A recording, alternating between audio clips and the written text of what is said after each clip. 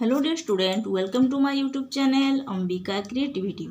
तो पिला माने आज आमे पढ़िबा तुमरो सप्तम श्रेणी इंग्लिश बहिर बाबा तिलका माझी विषयर एसजीपी 2 हैला। आमे पूर्व एसजीपी 1 पढ़िछंती। अच्छा पिला माने तुम जदि एसजीपी 1 टी देखिबा पई चाहुछो, तार क्वेश्चन आंसर सब करिया पई चाहुछो, ताहले एई वीडियो रो डिस्क्रिप्शन रे मु लिंक देई देबी, जाईकी देखि नबो। तो चलो आमे फर्स्ट रीडिंग करिबा, तापरे कॉम्प्रिहेंशन क्वेश्चन गुडी को डिस्कशन करिबा। The Santals, as you know, are freedom-loving people. In those days, they lived a free life without any outside control. They cleared the forests, prepared fields, and grew different kinds of crops. The king had little control over them. Once or twice a year, they had to help the king when there was a war. But after the Plassey battle, the British became the rulers of Bengal, Bihar and Odisha. The king of Bhagalpur came under the control of the British. The British wanted to collect more money. They asked the king of Bhagalpur for more money. The king in turn appointed outsiders to collect rent from the tribals. Some tribal villages were given as pattas by some landlords. The landlords asked the Santals to pay more taxes and often took away their property and lands. तो पिला माने चलो बुझिबा first. The Santals, as you know, are freedom loving people. पिला माने freedom loving people अर्थ कौन ना स्वाधीनता प्रेमी। से स्वाधीन भाव में बंचवाक चाहूले। पीपुल अर्थ लोक, नो अर्थ जानिबा है। तुम्हें जानिछ जे सांताल माने स्वाधीनता प्रेमी बा स्वाधीनता को भल पाउथबा लोक थिले। In those days they lived a free life without any outside control. Outside control अर्थ बाह्य कटकणा, कौन सी प्रकार नियंत्रण बा कंट्रोल ताको ऊपर नथिला। इन दोज डेज अर्थ सही दिन गुड़िकरे। दे लिव्ड अर्थ से माने बंचुथिले हला। से माने कौन करुथिले ना सही दिन गुड़िकरे से माने कौन सी बाह्य कटकणा बा नियंत्रण बिना से माने फ्री लाइफ स्वाधीन जीवन यापन करुथिले। दे क्लियर द फॉरेस्ट्स। क्लियर अर्थ सफा करुथिले, फॉरेस्ट्स अर्थ जंगल। से माने जंगल गुड़िक सफा करुथिले। Prepared fields. प्रिपेयर्ड अर्थ प्रस्तुत करुथिले। फील्ड्स अर्थ पड़िया है। से माने जंगल सफा करुथिले, पड़िया बा खेत प्रस्तुत करुथिले। And grew different kinds of crops. Grew अर्थ कौन बढ़ौथिले है। डिफरेंट अर्थ डिफरेंट काइंड्स अर्थ विभिन्न प्रकार, क्रॉप्स अर्थ शस्य। से माने जंगल सफा करी खेत गुड़िक प्रस्तुत करुथिले एवं से खेत रे विभिन्न प्रकार शस्य, खाद्य शस्य उत्पादन करुथिले। The king had little control over them. King अर्थ राजा, लिटिल कंट्रोल अर्थ कम अल्प नियंत्रण, ओवर देम अर्थ से ऊपर। जो राजा थिले तांको अंचलर से राजा कौन करथिले ना तांको ऊपर अल्प नियंत्रण रखुथिले, कम कंट्रोल थिला है। Once or twice a year. Once अर्थ थरे, ट्विस अर्थ दी थर, ए ईयर अर्थ वर्षकु थरे किंबा दुई थर। They had to help the king when there was a war. War अर्थ युद्ध है। हेल्प अर्थ साहाय्य करबा। से माने राजा को जेतेबेले युद्ध होउथिला से समय वर्षकु थरे किंबा दुई थर राजा को युद्ध रे साहाय्य करुथिले। But after the Plassey battle the British became the rulers of Bengal, Bihar and Odisha. किंतु पलासी बैटल अर्थ पिला माने पलासी युद्ध। पलासी नामक स्थान रे युद्ध होइथवारो तार नाम होउची पलासी युद्ध। पलासी युद्ध केबे हेतिला ना 1757 मसीहा हेतिला, 1757 रे। सेही समय पलासी युद्ध परे ब्रिटिश कौन ब्रिटिश माने बंगाल, बिहार और ओडिशा रो शासक हेले, ताको कौन रूल कले है। The king of Bhagalpur came under the control of the British. The king of Bhagalpur, Bhagalpur रो राजा को से माने ताकर कंट्रोल को नहीं गले। कहार कंट्रोल को ना ब्रिटिश माने से भगलपुर राजा को निजर नियंत्रण को नहीं गले। The British wanted to collect more money. Wanted ଅର୍ଥ ଚାହିଁଲେ, କଲେକ୍ଟ ଅର୍ଥ ସଂଗ୍ରହ କରିବା, ମୋର୍ ମନି ଅର୍ଥ ଅଧିକ ଅର୍ଥ। ସେ ବ୍ରିଟିଶ ମାନେ ଏଇ ଆଦିବାସୀ ସାନ୍ତାଳମାନଙ୍କ ଠାରୁ ଅଧିକରୁ ଅଧିକ ଅର୍ଥ ଆଦାୟ କରିବା ପାଇଁ ଚାହିଁଲେ। They asked the king of Bhagalpur for more money. ସେଇ ଭଗଲପୁରର ରାଜାଙ୍କୁ ଅଧିକ ଅର୍ଥ ଆଦାୟ କରି ବ୍ରିଟିଶମାନଙ୍କୁ ଦେବା ପାଇଁ ରାଜାଙ୍କୁ କହିଲେ। The king in turn appointed outsiders to collect rent from the tribals. ହେଲା, ଆପଏଣ୍ଟେଡ୍ ଅର୍ଥ ନିଯୁକ୍ତି କଲେ, ଆଉଟସାଇଡର୍ସ ଅର୍ଥ ବାହାର ଲୋକଙ୍କୁ, କଲେକ୍ଟ ଅର୍ଥ ସଂଗ୍ରହ କରିବା, ରେଣ୍ଟ ଅର୍ଥ ଖଜଣା ବା ରାଜସ୍ୱ, ହେଲା, ଟ୍ରାଇବାଲ୍ସ ଅର୍ଥ ଆଦିବାସୀ। ରାଜାଙ୍କୁ କୁହାଗଲା ଯେ ବାହାରର ଲୋକମାନଙ୍କୁ ମାନେ କର ଆଦାୟ କରିବା ପାଇଁ ବାହାରର ଲୋକଙ୍କୁ ନିଯୁକ୍ତି ଦିଆଯାଉ। ବାହାର ଲୋକଙ୍କୁ ନିଯୁକ୍ତି ଦେଇକି ବାହ୍ୟ ଲୋକମାନେ ଆସିକି ଏ ଆଦିବାସୀମାନଙ୍କ ଠାରୁ ଅଧିକରୁ ଅଧିକ ରେଣ୍ଟ ବା ଖଜଣା ଆଦାୟ କରିକି ବ୍ରିଟିଶମାନଙ୍କୁ ଦିଅନ୍ତୁ। ସମ୍ tribal villages ware given as ପଟ୍ଟାସ୍ Bai ସମ୍ ଲ୍ୟାଣ୍ଡଲର୍ଡ। ପିଲାମାନେ ଟ୍ରାଇବାଲ୍ ଭିଲେଜ ଅର୍ଥ ଆଦିବାସୀ ଗ୍ରାମ ଗୁଡ଼ିକ ହେଲା, ଗିଭେନ୍ ଅର୍ଥ ଦିଆଯାଇଥିଲା, ପଟ୍ଟାସ୍ ଅର୍ଥ ପିଲାମାନେ ପଟ୍ଟା, ଯେଉଁ ଜମି ପଟ୍ଟା, ଜମିର କାଗଜପତ୍ରକୁ ପଟ୍ଟା କୁହାଯାଏ।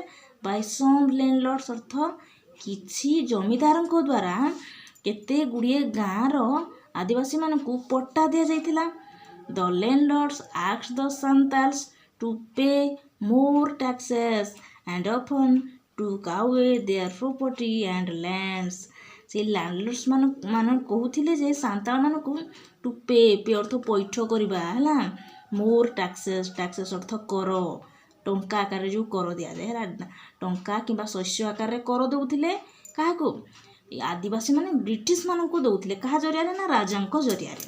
ତ ସେ ସାନ୍ତାଳମାନଙ୍କୁ ସେଇ ଜମିଦାର ମାନେ କହୁଥିଲେ, ଜମିଦାର କିମ୍ବା ରାଜାଙ୍କ ଜରିଆରେ ଯେତେବେଳେ ବ୍ରିଟିଶକୁ ଅଧିକରୁ ଅଧିକ କର ପୈଠ କରିବା ପାଇଁ କୁହାଗଲା, ହେଲା, ସେମାନେ କ'ଣ କଲେ? ବେଳେବେଳେ କ'ଣ କରୁଥିଲେ ନା ଯେଉଁମାନେ କର ଦେଇପାରିନଥିଲେ ତାଙ୍କର ପ୍ରପର୍ଟି ଅର୍ଥ ସମ୍ପତ୍ତି, ଆଣ୍ଡ ଲ୍ୟାଣ୍ଡସ୍ ଅର୍ଥ ଜମିବାଡ଼ି, ଯେଉଁ ଆଦିବାସୀମାନେ ଠିକ୍ ସମୟରେ ସେଇ କର ପୈଠ କରିପାରୁନଥିଲେ ତାଙ୍କର ଜମିବାଡ଼ି, ଘରଦ୍ୱାର କିମ୍ବା ତାଙ୍କର ଅନ୍ୟାନ୍ୟ ସମ୍ପତ୍ତି ଗୁଡ଼ିକ ଜବତ କରି ନେଉଥିଲେ। Tilka did not like this. Tilka ଏସବୁ ପସନ୍ଦ କରୁନଥିଲେ। ହି ଆକ୍ସଡ୍ the Santals not to pay taxes. Not to pay ଅର୍ଥ ପୈଠ କର ନାହିଁ, ଦିଅ ନାହିଁ, ଟ୍ୟାକ୍ସ କର ଦିଅ ନାହିଁ ବୋଲି କିଏ? ତିଲକା ସାନ୍ତାଳମାନଙ୍କୁ ମନା କରୁଥିଲେ ଯେ ତୁମେ ବ୍ରିଟିଶମାନଙ୍କୁ କୌଣସି ପ୍ରକାର କର ଦିଅ ନାହିଁ।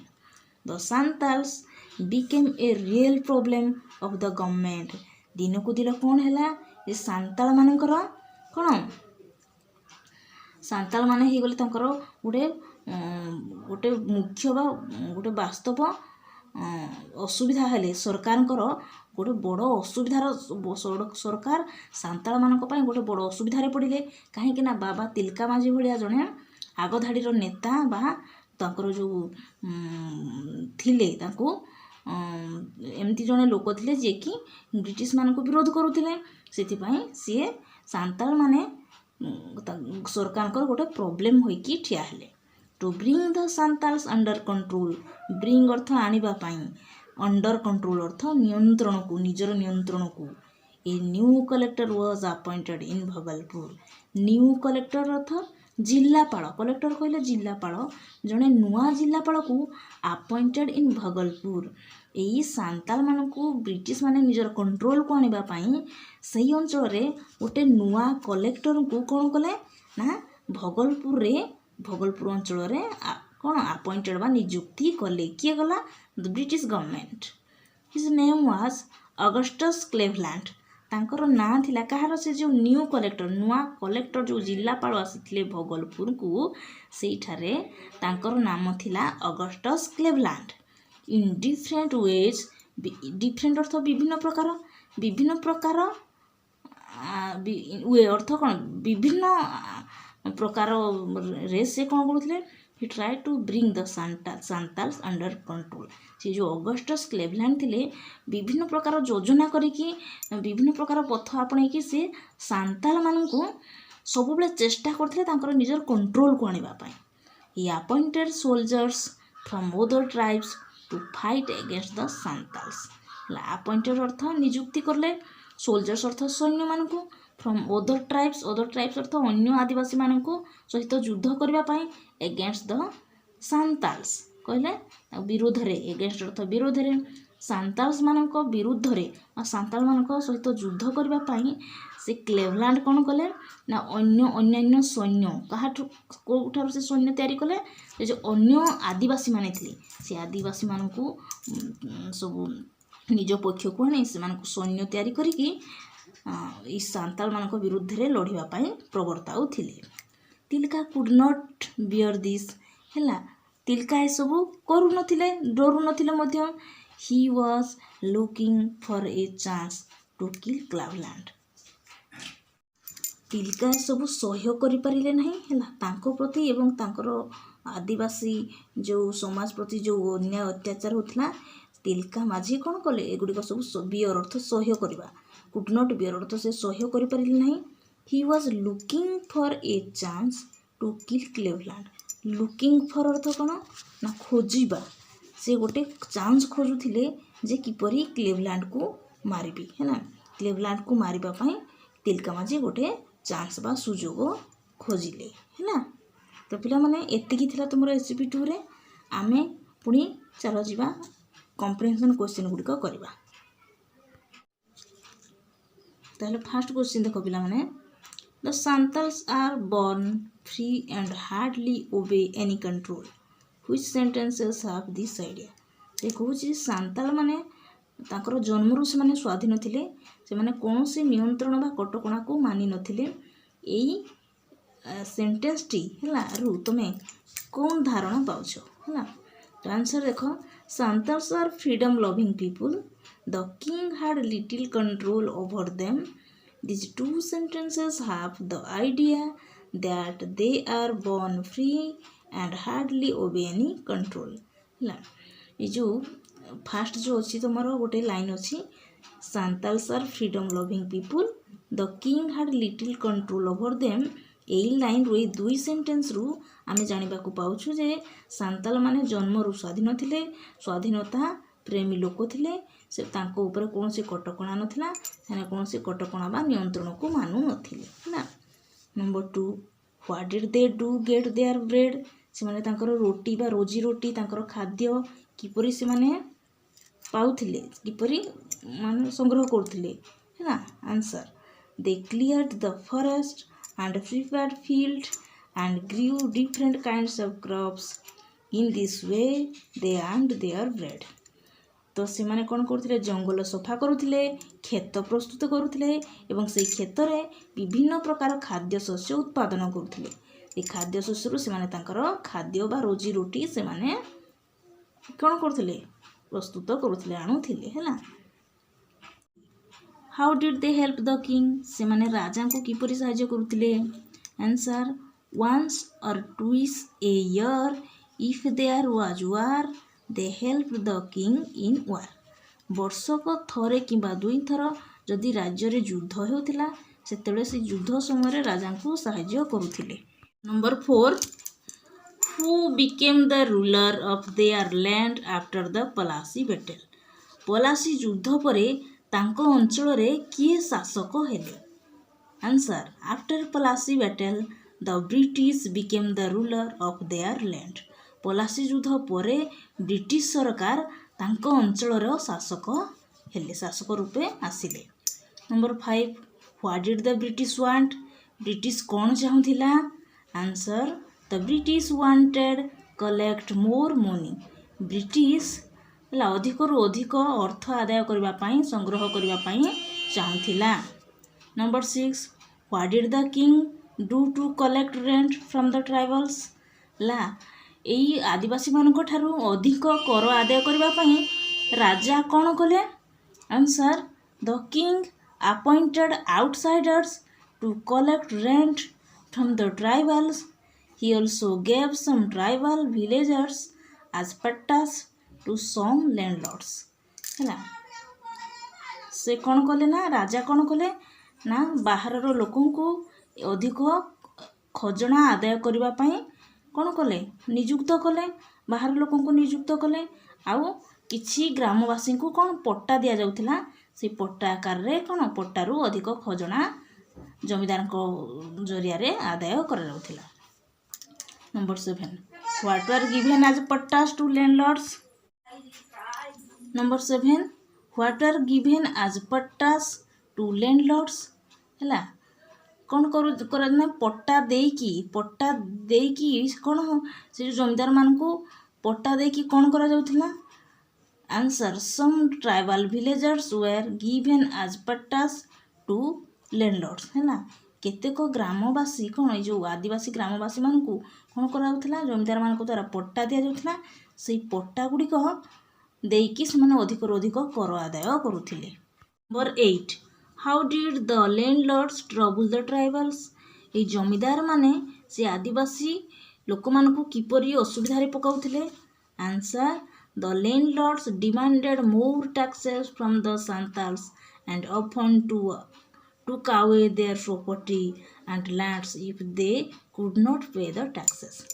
এই ଜମିଦାରମାନେ କ'ଣ କରୁଥିଲେ ନା ସେଇ ଆଦିବାସୀ ଗରିବ ଲୋକମାନଙ୍କ ଠାରୁ ଅଧିକରୁ ଅଧିକ କର ଆଦାୟ ପାଇଁ ଡିମାଣ୍ଡ କରୁଥିଲେ, ଦାବି କରୁଥିଲେ ହେଲା। ସେମାନେ ଯାହା ବର୍ଷକର ଯାହା ଇନକମ୍ କରୁଥିଲେ ସେ ଖାଦ୍ୟଶସ୍ୟ ହେଉ କିମ୍ବା ତାଙ୍କର ଟଙ୍କା ଆକାରରେ ହେଉ ସବୁ କର ଦେଉଥିଲେ। ଆଉ ଯେଉଁ ଗରିବ ଲୋକମାନେ କର ଦେଇପାରୁନଥିଲେ ତାଙ୍କର ସମ୍ପତ୍ତି ଜମିବାଡ଼ି ସବୁ ଜବରଦସ୍ତି ନେଇଯାଉଥିଲେ ହେଲା। Number 9 what did Tilka ask people not to do. Tilka ଲୋକମାନଙ୍କୁ କ'ଣ ନ କରିବା ପାଇଁ କହୁଥିଲେ? Answer Tilka asked people not to pay taxes. Tilka ଲୋକମାନଙ୍କୁ କହୁଥିଲେ ଯେ କର ପୈଠ କର ନାହିଁ, ଯେଉଁ ଖଜଣା ଆକାରରେ ଯେଉଁ ଟଙ୍କା ଦିଆଯାଉଛି ସେଗୁଡ଼ିକ କିଛି ବି ଗଭର୍ଣ୍ଣମେଣ୍ଟକୁ ଦିଅ ନାହିଁ। Number 10 what did the government to do bring the Santals under control. ତାପରେ ବ୍ରିଟିଶ ସରକାର ସାନ୍ତାଲମାନଙ୍କୁ ନିଜର କଣ୍ଟ୍ରୋଲକୁ ଆଣିବା ପାଇଁ କ'ଣ କଲେ? Answer the government appointed a new collector in Bhagalpur to bring the Santals under control.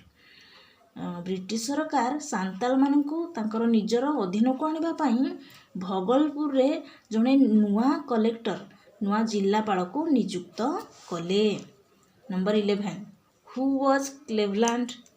କ୍ଲେଭଲାଣ୍ଡ କିଏ? ନା କ୍ଲେଭଲାଣ୍ଡ ହେଉଛନ୍ତି Cleveland was the new collector appointed in Bhagalpur. Cleveland ହେଉଛନ୍ତି ଭଗଲପୁରର ନୂଆ ନିଯୁକ୍ତ ପାଇଥିବା ଜଣେ କଲେକ୍ଟର ହିସାବରେ ନିଯୁକ୍ତି ପାଇଥିଲେ। What did he do to bring the Santals under control. ସେ ଯେଉଁ ନ୍ୟୁ କଲେକ୍ଟର କ୍ଲେଭଲାଣ୍ଡ ସିଏ ସାନ୍ତାଲମାନଙ୍କୁ ନିଜର ନିୟନ୍ତ୍ରଣକୁ ଆଣିବା ପାଇଁ କ'ଣ କଲେ? Answer to bring the Santals under control he appointed soldiers from other tribes to fight against them. ସେଇ ଯେଉଁ ସାନ୍ତାଳ ଆଦିବାସୀମାନଙ୍କୁ ନିଜର ଅଧୀନକୁ ଆଣିବା ପାଇଁ ସେ ଅଧିକରୁ ଅଧିକ ସୈନ୍ୟ ନିଯୁକ୍ତି କଲେ। ଅଦର ଟ୍ରାଇବ୍ସ ଅନ୍ୟ ଆଦିବାସୀ ସମ୍ପ୍ରଦାୟର ମାନଙ୍କରୁ ସେ ସୈନ୍ୟ ନିଯୁକ୍ତି କଲେ ଏବଂ ତାଙ୍କୁ ସାନ୍ତାଳମାନଙ୍କ ସହିତ ଯୁଦ୍ଧ କରିବା ପାଇଁ ପ୍ରବର୍ତ୍ତାଇଲେ। Number 13 did Tilka like it. What was his plan. Tilka ଏହାକୁ ପସନ୍ଦ କରୁଥିଲେ କି? ତାଙ୍କର ଯୋଜନା କ'ଣ ଥିଲା? Answer Tilka did not like it. He was looking for a chance to kill Cleveland. Tilka ଏହାକୁ ପସନ୍ଦ କରୁନଥିଲେ, ସେ ଗୋଟେ ସୁଯୋଗ ଖୋଜୁଥିଲେ କ୍ଲେଭଲାଣ୍ଡକୁ କିପରି ମାରି ଦିଆହେବ ହେଲା। ସେ କ୍ଲେଭଲାଣ୍ଡକୁ ମାରିବା ପାଇଁ ଗୋଟେ ସୁଯୋଗ ଖୋଜୁଥିଲେ। ତ ପିଲାମାନେ ତମର SCP2ରେ ଟୋଟାଲ୍ 13ଟି କ୍ୱେଶ୍ଚିନ୍ ଥିଲା, ତାର ସବୁ ଆନ୍ସର୍ ଆମେ ଡିସ୍କସନ୍ କଲେ। ତ ପିଲାମାନେ ଭିଡ଼ିଓଟି କେମିତି ଲାଗିଲା ମୋତେ ଲାଇକ୍ କରି ଜଣାଇବ, କମେଣ୍ଟରେ କମେଣ୍ଟ ସେକ୍ସନକୁ ଯାଇକି କମେଣ୍ଟ କରିବ। ଆଉ ଯଦି ଚ୍ୟାନେଲରେ ନୂଆ ଥାଅ ତାହେଲେ ନିଶ୍ଚିତ ଭାବରେ ମୋ ଚ୍ୟାନେଲକୁ ସବସ୍କ୍ରାଇବ୍ କରିବା ଏବଂ ପାଖରେ ଥିବା ବେଲ୍ ଆଇକନ୍କୁ ଦବାଇ ଦେବ ହେଲା। ତାହେଲେ ପିଲାମାନେ ଆମେ ପୁଣି ନେକ୍ସଟ ଭିଡ଼ିଓରେ ଏହାର SCP3 ପଢ଼ିବା। ରହୁଛି, ଧନ୍ୟବାଦ।